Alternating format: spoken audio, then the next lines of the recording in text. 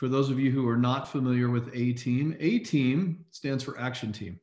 And it is an opportunity to learn from experts in the field, both part of ARIIX, part of NewAge, as I should say at this point, and outside of NewAge. And I love this call for many reasons. One, it teaches us tips to success. It teaches us some best practices, how to overcome fears. As many of you know, my equation for success is belief plus activity. I'm sorry, belief leads to volume. Let me start over. Belief leads to activity. Activity leads to volume. Volume leads to bigger checks. Bigger checks create more belief, which creates more activity, yada, yada, yada. So with that in mind, the other one, the actual equation, is belief plus intention plus action equals success every time. And again, I don't mean every conversation or every person you meet, but that equation will play out and mean success every time. And so that's what this call is about. It's about learning the skill sets to be able to enroll at least one person per week. Some of you are doing that. Some of you are not quite doing that. Some of you are just getting started. Whether you've been in the business a long time or not, it doesn't matter. Learn the tricks of the trade or the tips to success. There is no better time than now. A lot of people go into, it is now, what, December 10th? And a lot of people look at this and say, okay, well, I'll work until the 21st and I'm going to take the rest of the month off. And then I'll get started again in January. Well, the challenge with that, and I will tell you this over my career, is I have found that if you want to start the new year off with a bang and really make a growth within your business, you have to start now to do that. Lay the foundation. We're doing a 8-week weight loss challenge beginning on January 6th. How many people do you want to have in your team in that challenge? 2, 1, 20, 100? It's really your choice. They don't have to be distributors. They could be customers who just want to lose weight. Do you know 100 people in your sphere of influence that could use to lose weight? I do. I work with a bunch of them. No, I take that back. I do. I know a lot of people who do. And if I put it out there for them and said, listen, the company I'm working with, no strings attached, we're offering an 8-week challenge that can help motivate you to do what you haven't been able to do before. Why don't you come and join it? No strings attached. You can just do it as a customer. You don't need to sign up for anything other than the contest and do a before picture. How many of you do you think you could have if you started today and built that number of people that are going to be in that contest on January 6th? If you started today, how many people could you get by the end of December? I believe that any one of you who put your mind to it, anyone on this call, I don't care how successful or unsuccessful you've been, anyone on this call that wanted to could get 100 people in that challenge. Would that make a difference in you starting your year off in your business? Absolutely, because they would want to have product in their hand before January 6th. You have that opportunity today. So with that, I'm just going to tell you, go for it. What's holding you back? Go for it. Now, I want to apologize formally to my good friends, Cathy and Stéphane Lemieux, because they were in the text saying that they were going to be on the call tonight. So if you're here to listen to them, it's not a bait and switch. I promise. It was my error. They're going to be on next week. So you can hang up now if you were expecting that, but please don't, because tonight's going to be a fantastic call. We have 2 special guests. I'm going to start with our transformation, our testimonial. Cyndi, we've had Cyndi on before. In fact, it wasn't a long time ago that we had her on, but it's hard to not put her on again when she's been the top enroller the last 3 weeks in a row. 19 people personally enrolled in the last 4 weeks. Now, some might listen to her and say she's got special skills, special experience, kind of a cool husband. I got a chance to meet him in Destin, had a great conversation with him, but we're going to learn a little bit from her tonight. So please welcome to the call, Cyndi Hansen. Cyndi, are you there? I am here. Hey, it's good to see you again. Good to see you also. I'm glad I'm using these Bluetooth speakers so my husband didn't hear all the accolades you gave him. Then it would have gone to his head. Well, he is kind of a good guy. So Yes, he is. tell Ed hello. I will do that. Cool. So, first of all, tell us a little bit about yourself, even though you were on the call before, just kind of pretend like we didn't know. And then, why are you excited and what's motivating you to enroll people like you are? Okay. So basically, I come from the travel industry. I had have a storefront travel agency that because of COVID now I had to let it go. I couldn't justify the operating costs. And as you can imagine, nobody's traveling really. So I thought I would use that opportunity to, I had gained weight and thought I'd use this opportunity to get healthy and start taking care of myself. And reached out to, many of you know Dina Brownlow, who I happened to be friends with her, and I knew she did this weight loss thing and all of that. So I reached out to her. Long story short, after taking the products, I've lost 35 pounds total. But the first month I was taking the products, I sent her a message and I'm like, I'm a believer, I'm sold. These products are amazing because the weight just started coming off. I started getting my energy back. And so she talked to me about opening up a wholesale account. She goes, look, you're going to buy these products anyway. You're going to be on them for a few months. So I went ahead and opened up a wholesale account. And so she also then said, hey, I'm going to send you this video. And it was the Be Transformed video. And I had been telling her, look, I'm not interested in selling these products. I have this travel business. This is my passion, but I'll support you. I'll bring you business. She goes, just watch the video, ignore the business side of it. I just want you to see the transformations. So I'm watching the video. I'll never forget. So I was sitting out on my deck. It was over the summer. And I was like, I'm watching this video and I'm thinking to myself, she wants me to sell this stuff. I know what she's doing. So at that point, what had happened was I had lost the weight and I posted on a Facebook group that has, I don't know, 100,000 people on it. I have a Peloton and it was a Peloton group. And I said, hey, I'm 55 years old and I just lost, at the time I'd lost 25 pounds. And my phone just blew up. Like people were just texting me like, how did you do it? I'm 50 years old too, or blah, blah, blah.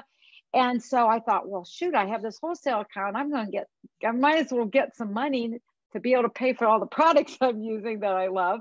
And so I just started writing customer orders. And so I pretty much was just gathering customers. And then I went to, I think it was the first weekend in October, they had an event in Texas. And I was very intrigued at this point. Not that I wanted to do it as a business, but I was intrigued. And I will tell you, I had a hang up with network marketing.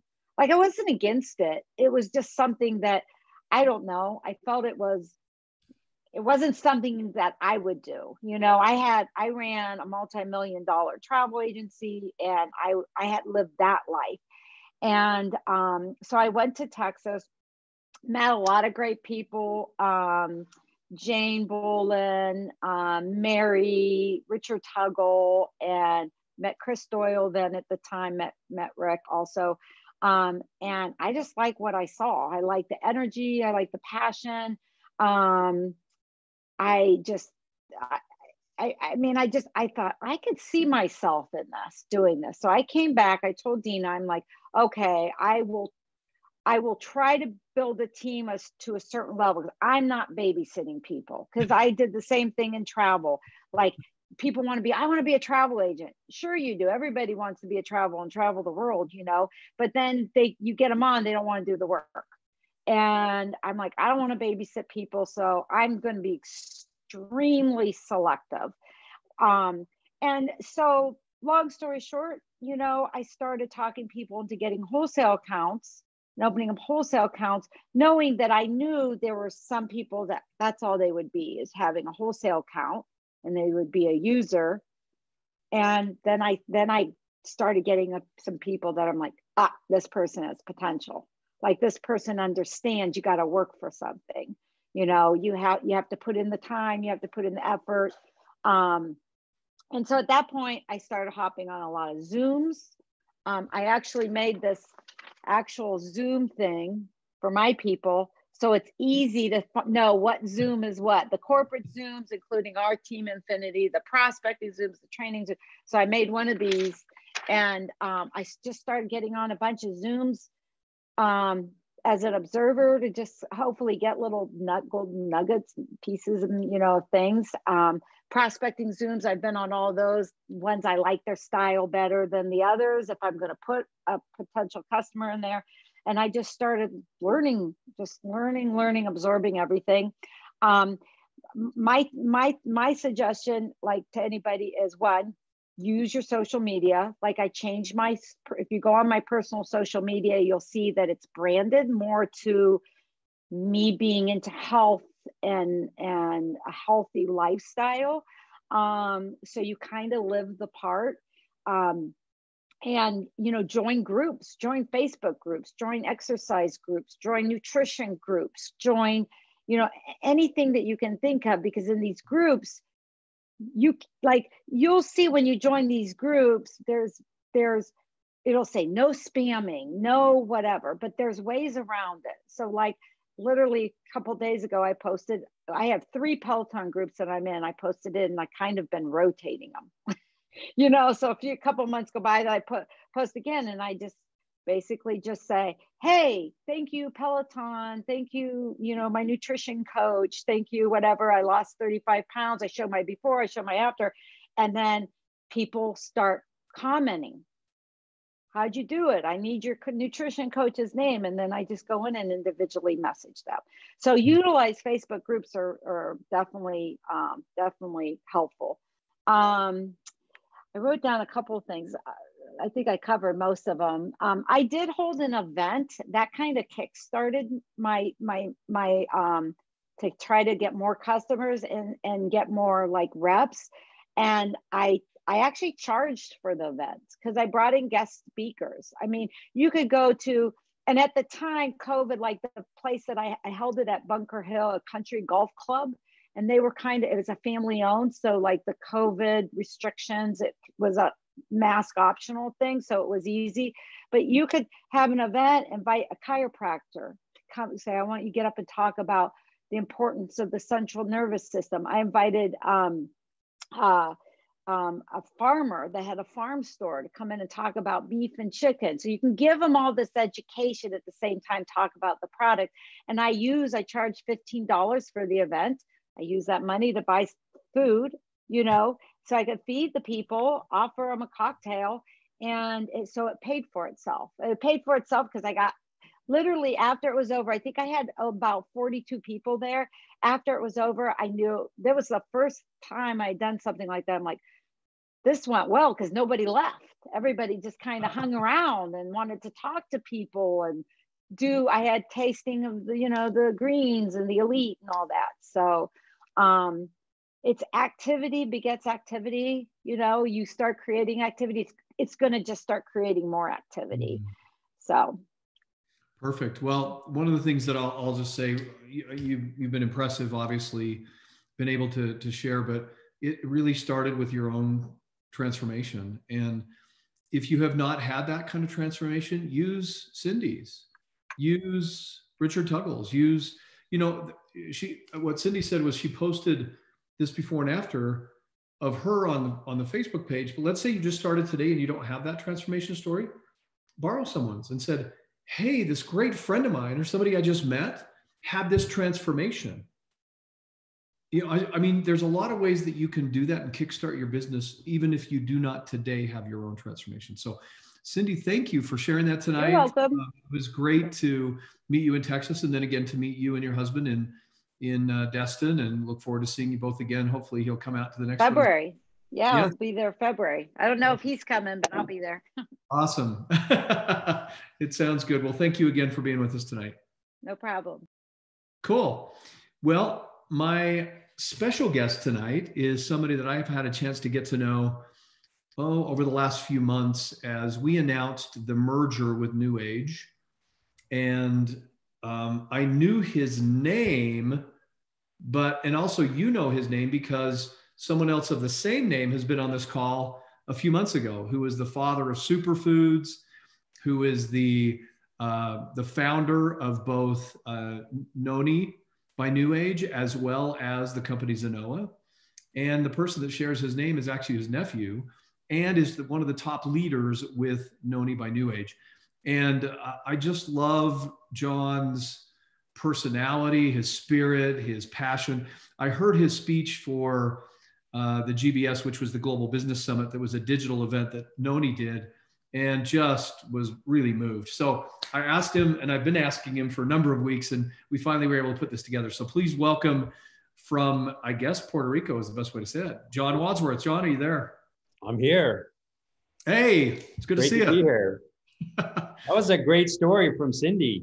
Wasn't it? Yeah, I mean, but the thing is, I look at this group of people and everyone has a story. And you know what I would love is to hear everyone's story. I don't want to do the talking. I'd love to do the listening, but Rick, you're in charge, so.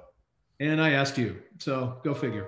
So hey, John, give us a little bit about your background and what led you to the business, and then kind of, we'll take it from there. And I'm sure something will come to us and we'll Q&A it a little bit here. So I actually grew up foreign. My dad was a government employee, worked for the Foreign Service. So most of my childhood and high school was in Japan. And we spent time in Japan, Washington, D.C., spent some time in Canada. Actually grew up really shy, but I grew up in a huge family, 12 kids. My dad came from a big family. And so we didn't get a lot of attention. We kind of had to be independent from day one. And that was a good thing. It really made me have to be self-driven and self-motivated. So I can remember at 16,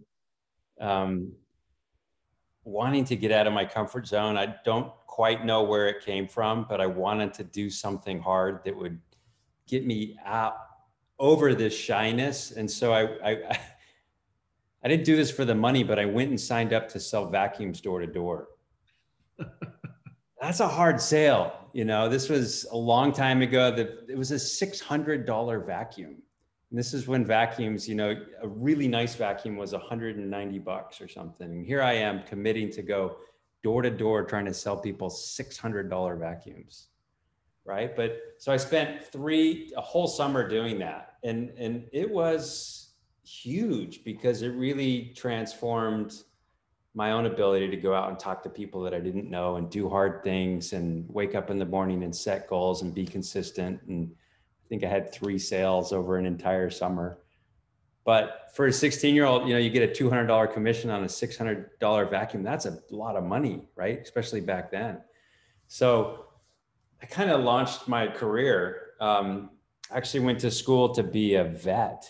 So I was planning to be a veterinarian, finished undergrad, and was planning got early acceptance to graduate school. But when I ran the numbers, it was going to cost, I was going to come out of graduate school with $250,000 of debt. Right. And even if you're a vet, which is basically a doctor for animals, you spend the next 20 years trying to pay off your debt. Right. And you're working really long hours.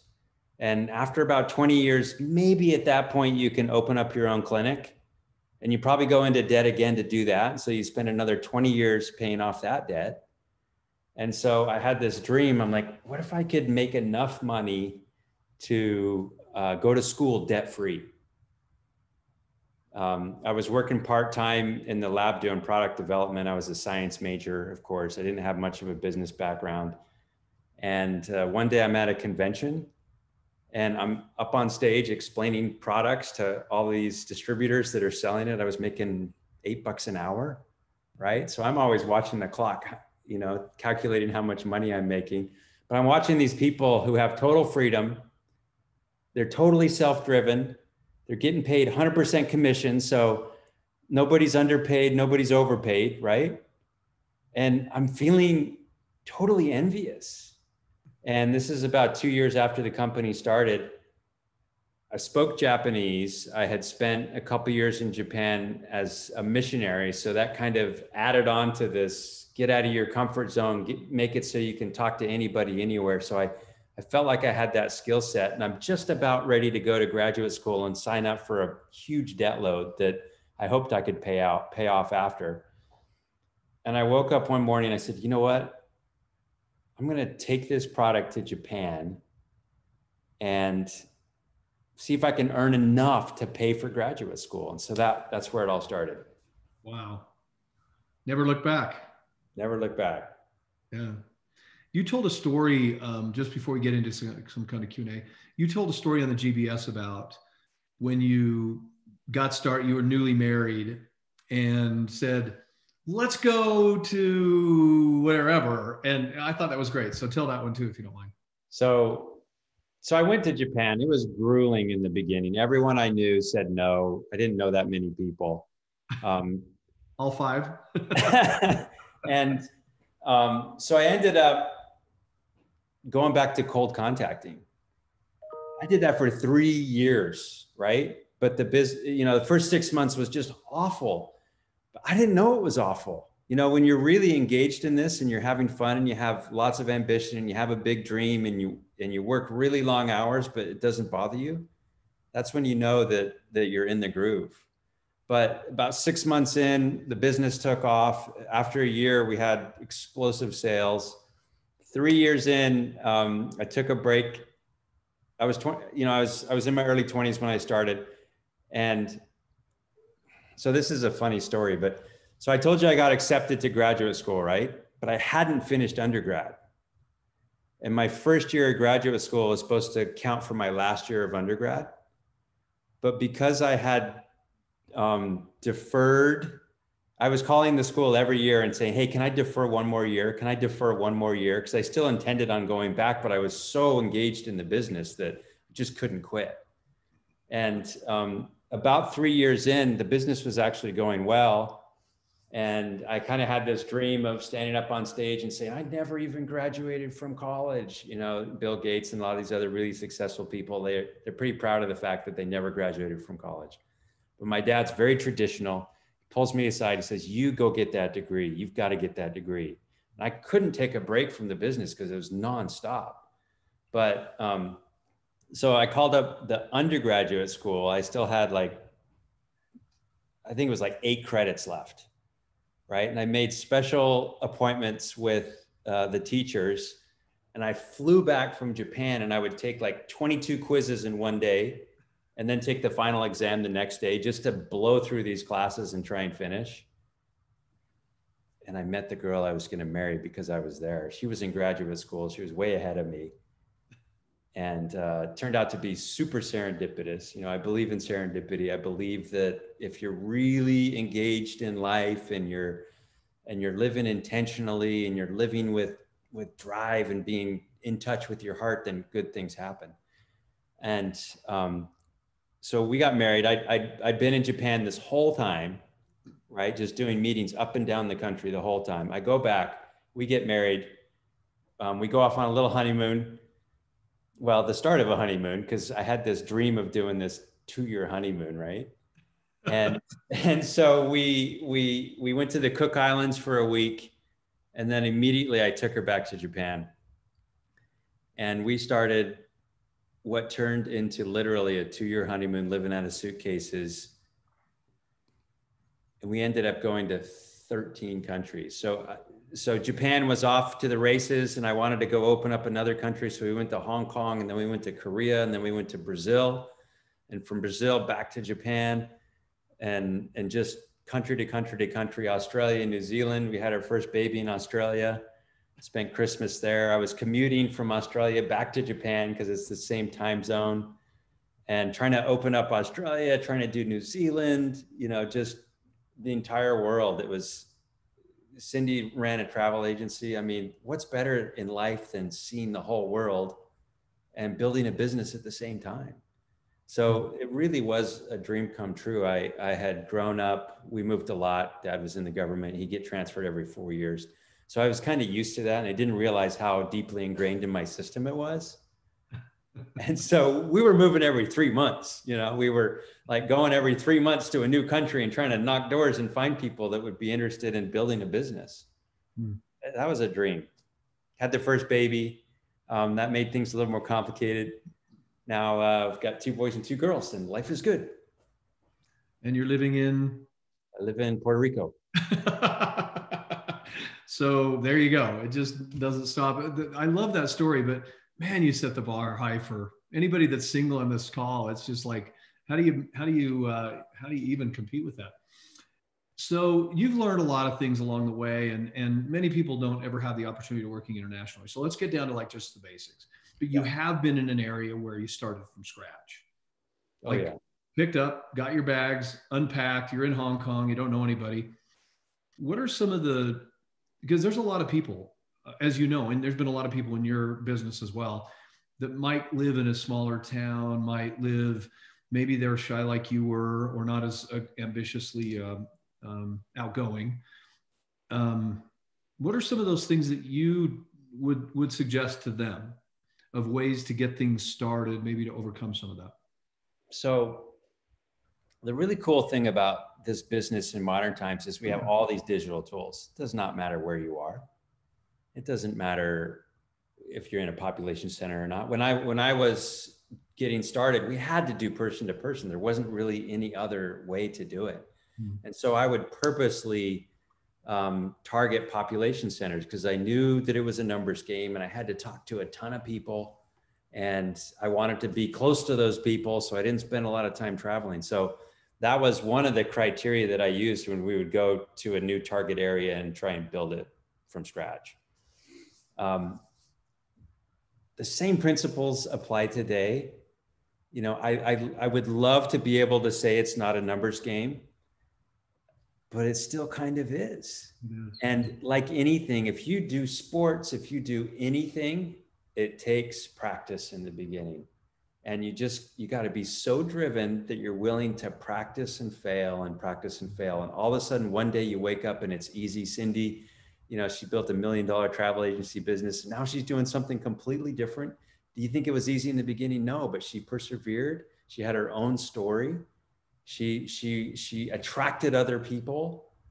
There's lots of things you can do to make it way more efficient than what we used to do today. I'm still learning those. You know, every day I wake up, how can I scale more? How can I be more efficient? But really it comes down to you're so driven, you're so hungry, you're so ambitious that you're willing to do hard things outside of your comfort zone and do them consistently. And when you fail and you don't chalk it up as failure, you chalk it up as I'm just practicing, getting better every day. So it's mindset, right? Everything starts with mindset. I love that. And especially when the foundation is belief, but hungry, let's talk about that for a minute. So hunger can come from a lot of things. Like I'm not motivated by money, but I'm motivated by the lack of money, if that makes sense. Everyone is. Yeah. And it's okay to be motivated by money though, because let's face it, everything in the world today, it costs money. If you want to have an education for children, if you want to have a good retirement, if you want to be able to travel, all those things take money. And so people have a hang up about money, which is sometimes inbred. Sometimes families breed that. I work with somebody who we got down to the bottom of that with him. And I asked him about his father. I said, I bet your father or your mother talked about people who made money as being, they must have done something illegal or must have done something wrong. And your parents breed that into you to the point in which you feel guilty if you make money. And then you create stories around that as to why you can't make money, because if you did, then you must be bad or something like that. So let's talk a little bit about something like that, you know, belief and overcoming some of those stories that we tell ourselves to protect our fragile little selves. Yeah, there's money's awesome. You know, everyone deserves to go through a really good financial education. I did a complete science education when I did my formal schooling, but one thing that stuck in my head and kind of bounced around the whole time I was in school was a quote that said, never let school get in the way of your education, right?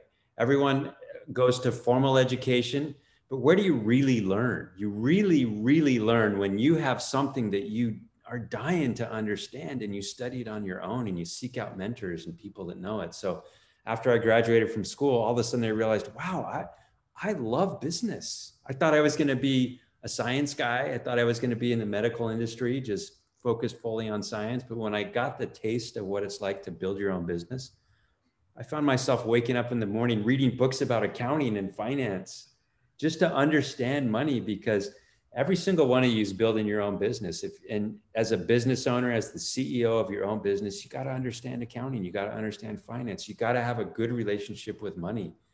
There's the whole idea of attraction. If you don't have a good concept of money, if you don't have a good concept and a warm feeling about all the good that money can do, it's going to be hard to attract it. But if you do, then it's going to come, especially if you have already planned out what you're going to do with it to help the world and help other people. That's money in and of itself is not good or bad. It's what we do with it, right? Yeah, I call money a magnifier. It's kind of neutral, but it's also a magnifier. I've seen it make good people even better, and I've seen it make not so good people even more not so good. So it is a magnifier that way. And another thing that I think people struggle with is the self-worth of almost related to the same lessons that you learn growing up, is that I'm not worthy, I'll never be able to achieve it because ... whatever those becauses are. And I've seen people overcome that. And I know you probably have as well. What are some things that you've seen in people that have struggled with that? It's just breaking out of that kind of that rut that people are in. So you talked about the word belief. I love the word belief. Whether you're religious or not, you're either a believer or not a believer, right? Choose to be a believer. So what does that mean? If you choose, I choose to be a believer. If you choose to be a believer, then you believe that you believe in your own potential. You believe in other people's potential. You believe that good things that happen. You wake up in the morning and you say, because this is a conscious choice, right? And it leads to the most important conversation that everyone is having, whether they realize it or not, with themselves, right? We're all having this conversation with ourselves constantly. I can remember waking up to that in college.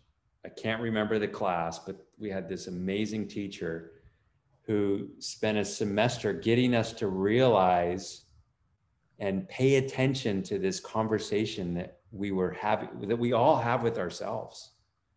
If you can master that conversation, everything else that you talked about, Rick, it goes away because you become a believer. You talk to yourself like a believer, right?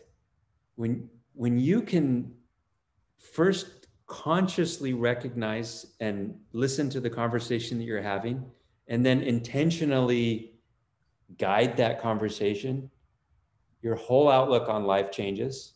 When your outlook on life changes, what you do changes. And the results that you get are a function of what you do. So you start here with that conversation that changes your actions. When your actions change, your results change, and it's a positive feedback loop, just like your formula, Rick, that you're talking about. So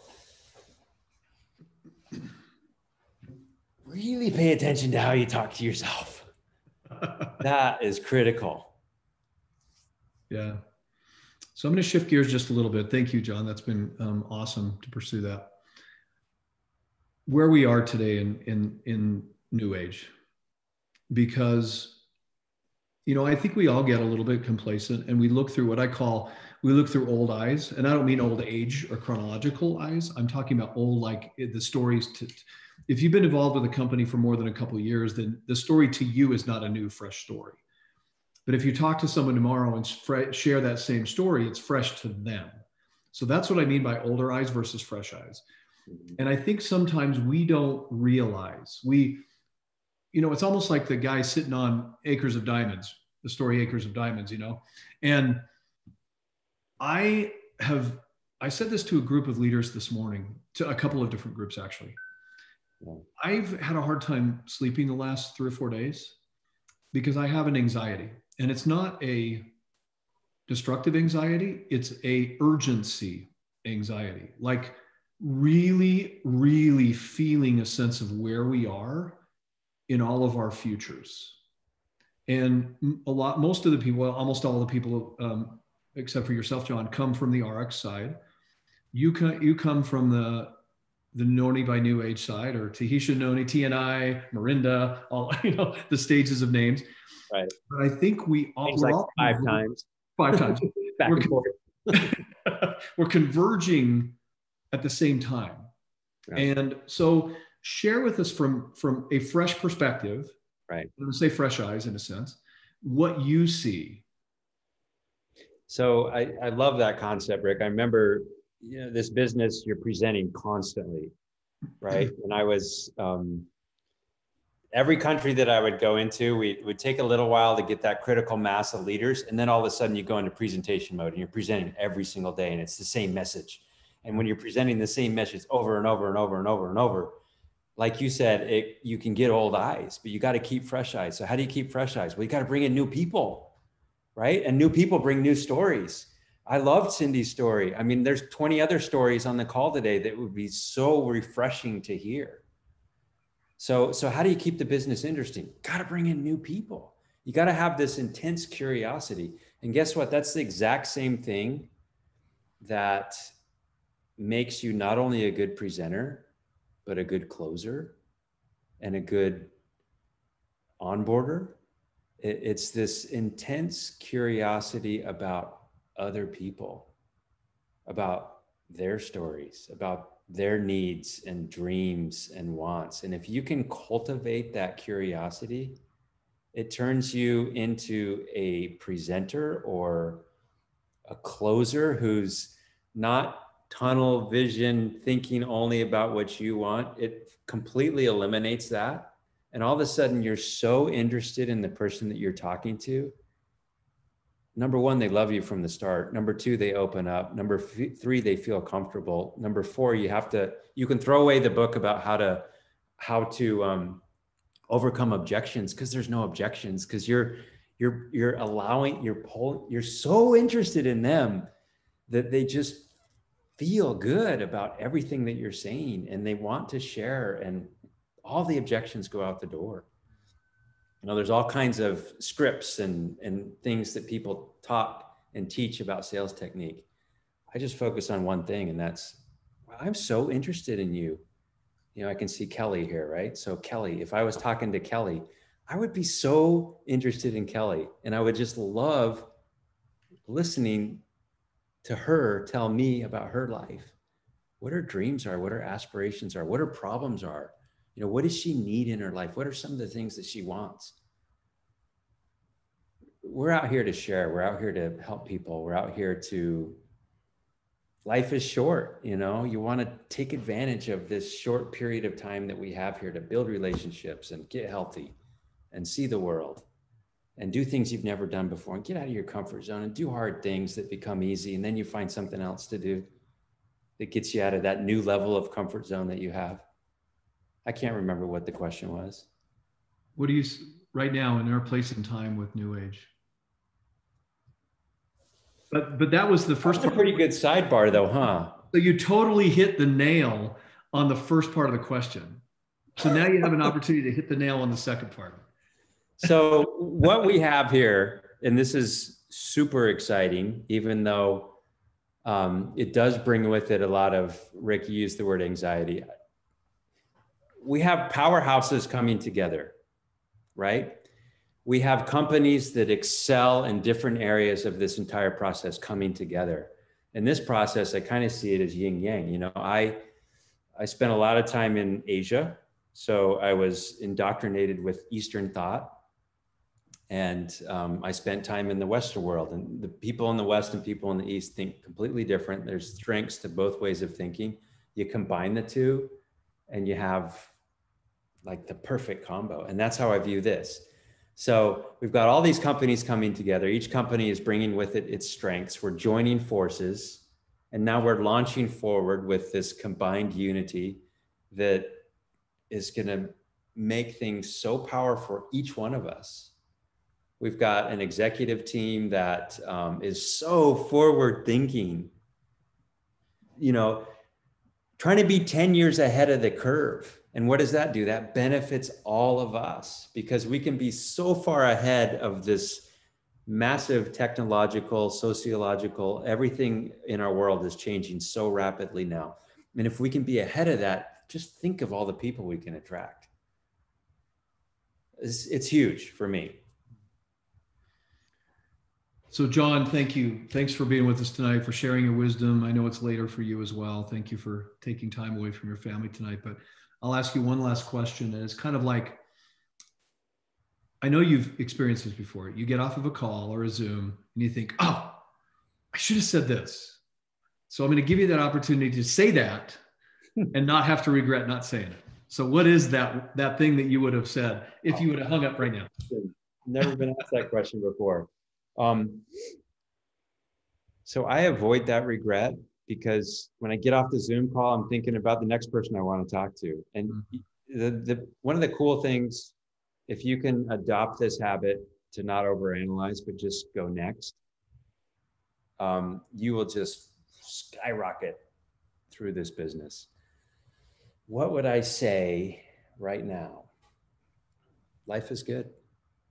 You know, it just, before you go to bed at night and when you wake up in the morning, just tell yourself how great life is. Life is so good, but it's also short and you want to squeeze in as many cool experiences as you can. And really value the relationships around you because that's where true satisfaction comes from. Your family, your friends, your coworkers, the people that you haven't met yet, the people that you just met. These relationships are what really bring satisfaction to us as humans. And your health. What better, this business is absolutely no risk. There's no better environment in the world to do personal development, to get to meet successful people and let them rub off on you, to get to talk about your own health and other people's health and focus on your body and your athletic goals, your financial goals, your spiritual goals, all of that wrapped into something that you can actually support yourself with. That's phenomenal. So I would feel lucky that you're part of this business. Feel lucky that you have the huge, bright future that this combination is bringing us. Enjoy life. Seize the day. Carpe diem. This is how I talk to myself, and it worked. So, John, thank you. Cyndi, thank you, both of you. It's just fantastic tonight. I have the best job in the world. I mean, when you think about it, I get to be John might disagree. I get to interact with all of you. I get to interact with all of the NOAA leaders. I get to interact with all the LIMU leaders. I get to interact with all of the NONI leaders, and getting to know John and he has a partner, Greg, and many of those leaders are just so solid. They're going to be a part of our whole family. And I am just so excited for all of you to meet each other because that's how we learn. I'm with John. Somebody asked me, what's the thing I like most about the industry? And without question, it's the relationships.